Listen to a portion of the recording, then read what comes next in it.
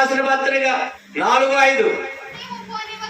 సమయము పోనివ్వక సంయోగము చేసుకొనుచు సంఘముకు ఎలుపుడు వారి ఎడల జ్ఞానము కలిగి నడుచుకోండి. హల్లెలూయా. ఎవరితో అంట? సంఘానికి వెలుపుడు అంటే లోక సంబంధమైన వారితో నువ్వు జ్ఞానము కలిగి నడుచుకోవాలి. జ్ఞానంతో బతకాలి, జ్ఞానంతో మాట్లాడాలి. చాలా మంది అంటున్నారు, ఇదిగో మందిరానికి వస్తున్నారు, రక్షణ పొందారు కానీ బుద్ధి మారలేదు అంటున్నారు కొంతమంది. బుద్ధి మారాలి, మనసు మారాలి, బతుకు మారాలి. దేవుడు ఏం చెప్తున్నాడు? కొలసి సంఘానికి సమయము పోనివ్వకుండా సద్వినియోగం చేసుకోవడం కాదు, సంఘానికి ఎలుపుడు వారి ఎడల ఏంటంట? జ్ఞానముతో నడుచుకోవాలి. ఈ రోజున నీ జ్ఞానం ఏమైంది? జ్ఞానం కొదువుగా ఉంటే నన్ను అడగండి అని భక్తుడు చెప్తున్నాడు. అందుకే సొలొమోను దేవుడు సన్నిధిలో జ్ఞానం అడిగాడే తప్ప ఏం అడగలేదు, కానీ జ్ఞానంతో కూడిన ఐశ్వర్యము కూడా దేవుడు ఇచ్చాడు. నువ్వు జ్ఞానం అడుగుతున్నారా?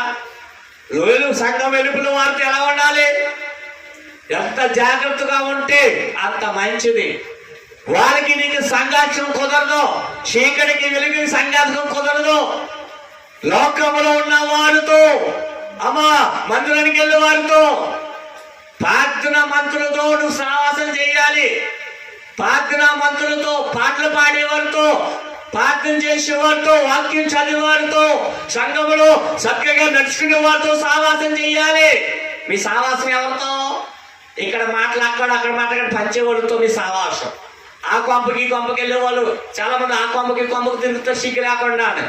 ఆ బతుకులు మారో, వాళ్ళతో నువ్వు ఉంటే నీ బతుకు ఎలా మారుతుంది? దేవుడు అంటున్నాడు, అందరూ వాళ్ళ మీరు అనొచ్చు, వాళ్ళు కూడా మందిరానికి వెళ్తున్నారు, కానీ వాళ్ళు సంఘములు ఎలా నడుచుకుంటున్నారు? సంఘములు ఉన్నప్పుడు ఎలా ఉంటున్నారు? సంఘానికి వచ్చింది బయటకు వచ్చిన తర్వాత ఎలా ఉంటున్నారు? ఒకసారి మీరు ఆలోచించాలి. మీరు పెర్ఫెక్ట్ గా ఉండాలి. మత్తయి సువార్త అంటాడు 10:40 ప్రవర్తన చేర్చుకునేవాడు, చెప్పండి, నీతి మంత్రం చేర్చుకునేవాడు. మరి మీరు ఎవరు చేర్చుకుంటున్నారు? ఒకసారి ఆలోచించండి. మీ ఇంట్లో, ఈ చుట్టుపక్కల వారితో ఎవరిని చేర్చుకోవాలి? మనం దిక్కికి వెళ్ళాం, మేము మీటింగ్కి, పాటలు పాడారు, వాక్యం జరుగుతుంది, వెనకాల యవనస్తులు యవన బిడ్డలు చక్కగా మాట్లాడుకుంటున్నారు. ఎలా కోలంగా దైవ భయము లేదు, దైవ భయం లేదు. దైవ భయం ఎక్కడ ఉంటుంది? అక్కడ దేవుడు మహిమ ఉంటుంది. హల్లెలూయా.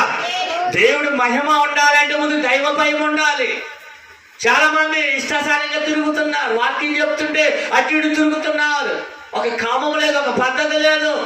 నేను అనుకున్నాను ఆ దైవజనుడేమో మంచి వాక్య ఉపదేశం చెప్తున్నాడు, బైబిల్ తేలేదు. చాలా మంది బిడ్డలు ఏదో వచ్చి అభిషేకంగా చూసి వెళ్దామన్నట్టు వచ్చారు. వాళ్ళ సంఘాలు వెలుపుల వారితో ఎలా ఉంటున్నారు? అజ్ఞానంతో బతుకుతున్నారు. కానీ నువ్వు ఎలా ఉన్నావు, నువ్వు ఎలా బతుకుతున్నావు ఒకసారి మీరు ఆలోచించుకోండి. నువ్వు దేవుడి మందిరంలో సంఘము వెలుపుడు వారు నోట చెప్పాలి. రక్షణ పొందిన వారితో నువ్వు ఎలా ఉండాలి? జ్ఞానంతో మాట్లాడాలి. మరి నీ జ్ఞానం కలిగి మాట్లాడకపోతే ఎప్పుడే మాట దొరుకుతుందని పట్టుకుందాం చూస్తారు జనాలు. తెలుసా నీకు? నోటు మాట మారాలి. సంఘం వెళ్ళిపోవారితో జాగ్రత్తగా నడుచుకోవాలి.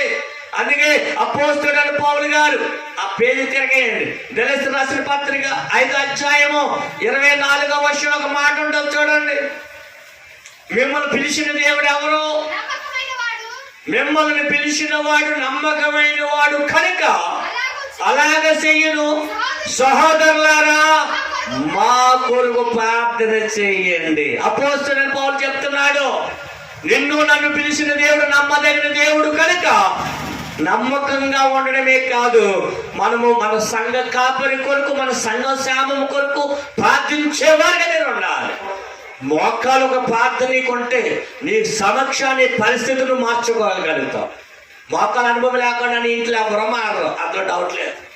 యేసుక్రీస్తు ప్రభు వారు పగలా ఉందా సేవ, రాత్రి అంతా ఎవరితో మాట్లాడేవాడు?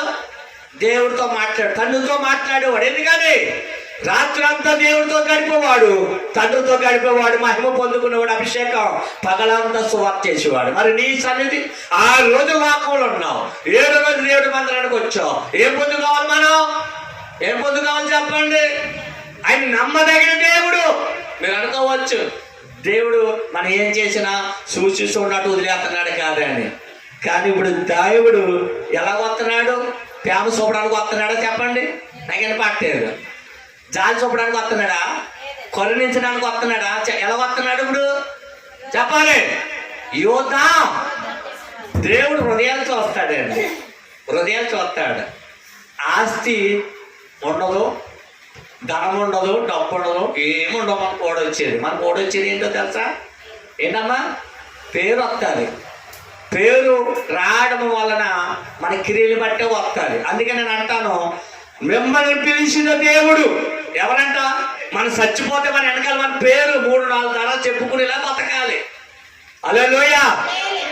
భలే చచ్చిపోయాడు రా అనుకునే బతుకు బతకూడదు. నువ్వు సంఘము వెలుపు వారితో, సంఘం ఉన్న వెలుపుల వారితో జ్ఞానంతో మాట్లాడుకోవాలి, నడుచుకోవాలి.